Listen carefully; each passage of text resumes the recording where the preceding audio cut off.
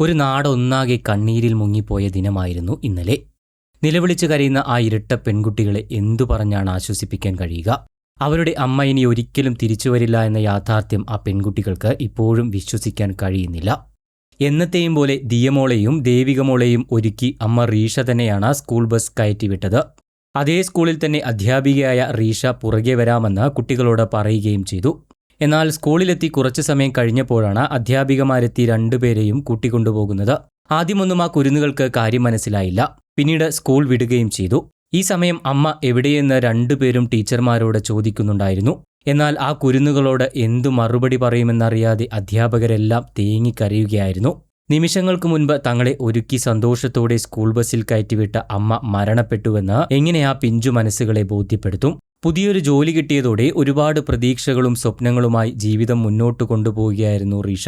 എന്നാൽ ഒരു നരാധമന്റെ അശ്രദ്ധയിലെല്ലാം തകിടമറിഞ്ഞു പോവുകയായിരുന്നു. ടീച്ചറുടെ വേർപാട് ഉൾക്കൊള്ളാനാകാതെ ഇന്നലെ മട്ടന്നൂർ ശ്രീ ശങ്കരവിദ്യാപീഠം എന്ന സ്കൂൾ ഒന്നാകെ തേങ്ങുന്ന കാഴ്ചയും കാണാനായി. ഇക്കഴിഞ്ഞ ജൂണിലാണ് റീഷ അധ്യാപികയായി ഇവിടെ ജോലിക്ക് ചേരുന്നത്. ഇന്നലെ പതിവ് പോലെ മക്കളെ സ്കൂൾ ബസ്സിൽ പറഞ്ഞയച്ച ശേഷം ഭർത്താവ് സുധീഷിന്റെ കൂടെ ഇരുചക്ര വാഹനത്തിലാണ് റീഷ സ്കൂളിലേക്ക് പോയത്. യാത്രയ്ക്കിടെ മട്ടന്നൂർ തലശ്ശേരി റോഡിൽ ലിങ്ക്സ് മാളിന് സമീപത്തായി രാവിലെ 9 മണിയോടുകൂടി അമിത വേഗത്തിലെത്തിയ ഒരു സ്വകാര്യ ബസ് ഇവർ സഞ്ചരിച്ചിരുന്ന വാഹനത്തിന്റെ പുറകിൽ വന്ന് ഇടിക്കുകയായിരുന്നു. തൊട്ടുപിന്നാലെ തന്നെ ബസ്സിലെ ഡ്രൈവർ ഇറങ്ങി ഓടുകയും ചെയ്തു. തലശ്ശേരിയിൽ നിന്നും മട്ടന്നൂരിലേക്ക് വരികയായിരുന്ന ജ്യോതിർമയി എന്ന ബസ്സാണ് ഇവരുടെ സ്കൂട്ടറിൽ ഇടിച്ചത്. ബസിന്റെ ടയറിനടിയിൽ കുടുങ്ങിയ യുവതിയെ പുറത്തെടുത്ത് കണ്ണൂരിലെ സ്വകാര്യ ആശുപത്രിയിൽ എത്തിച്ചുവെങ്കിലും ജീവൻ രക്ഷിക്കാൻ സാധിച്ചില്ല. ഭർത്താവ് സുധീഷ് ആശുപത്രിയിൽ ചികിത്സയിൽ തുടരുകയാണ്.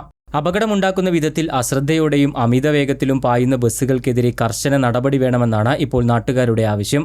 അധ്യാപകർക്കും വിദ്യാർത്ഥികൾക്കും രക്ഷിതാക്കൾക്കുമെല്ലാം റീഷ ടീച്ചറെക്കുറിച്ച് നല്ലത് മാത്രമാണ് പറയാനുള്ളത്.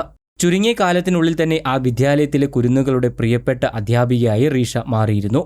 നഴ്സറി ക്ലാസ്സിലെ കുട്ടികളുടെ രക്ഷിതാക്കൾക്ക് നിത്യവും ഓഡിയോ മെസ്സേജുകൾ അയച്ചും അവരുടെ ഓരോ ചെറിയ കാര്യങ്ങളിലും ഇടപെട്ടും രക്ഷിതാക്കൾക്കിടയിലും ടീച്ചർ ഏറെ സ്നേഹം പിടിച്ചുപറ്റിയിരുന്നു. സ്കൂൾ കലോത്സവം നടന്ന ദിവസങ്ങളിൽ തന്റെ ക്ലാസ്സിലെ കുട്ടികളെ അണിയിച്ചൊരുക്കാൻ റീഷ ടീച്ചർ കാണിച്ച ആവേശവും മിടുക്കുമെല്ലാം സഹപ്രവർത്തകർ ഇന്നും കണ്ണീരോടെയാണ് ഓർക്കുന്നത്. കുട്ടികളെ ചേർത്തുപിടിച്ച് അവർ പാടിയ പാട്ടുകളും പറഞ്ഞ കഥകളുമെല്ലാം ഇനി ആ ക്ലാസ് മുറിയിലെ വെറും ഓർമ്മകളായി മാറിയിരിക്കുകയാണ്. ഈ അപകടം കേവലം ഒരു ആകസ്മിക മരണമായി കാണാനാകില്ല. ഒരു തരത്തിൽ ഇതൊരു കൊലപാതകം തന്നെയാണ്. അശ്രദ്ധമായും അമിതവേഗത്തിലും പായുന്ന സ്വകാര്യ ബസ്സുകൾ നമ്മുടെ റോഡുകളിൽ വിതയ്ക്കുന്ന മരണം എത്രയോ കുടുംബങ്ങളെയാണ് അനാഥമാക്കുന്നത്. റോഡിലെ നിയമങ്ങളും മറ്റ് യാത്രക്കാരുടെ ജീവനോ ഇവർക്ക് ഒരു പ്രശ്നവുമില്ല. രാവിലെയും വൈകുന്നേരവും സ്കൂൾ കുട്ടികളും ജോലിക്കാരുമെല്ലാം റോഡിലേക്ക് ഇറങ്ങുന്ന സമയത്താണ് ഈ ബസ്സുകളുടെ മത്സരയോട്ടം നടക്കുന്നത്. ഇതിനൊരു അറുതി വരുത്താൻ അധികാരികൾക്ക് എന്നാണ് മനസ്സുവരിക? ഈ വാർത്തയെക്കുറിച്ചുള്ള നിങ്ങളുടെ അഭിപ്രായങ്ങൾ കമന്റായി രേഖപ്പെടുത്താൻ മറക്കരുത്.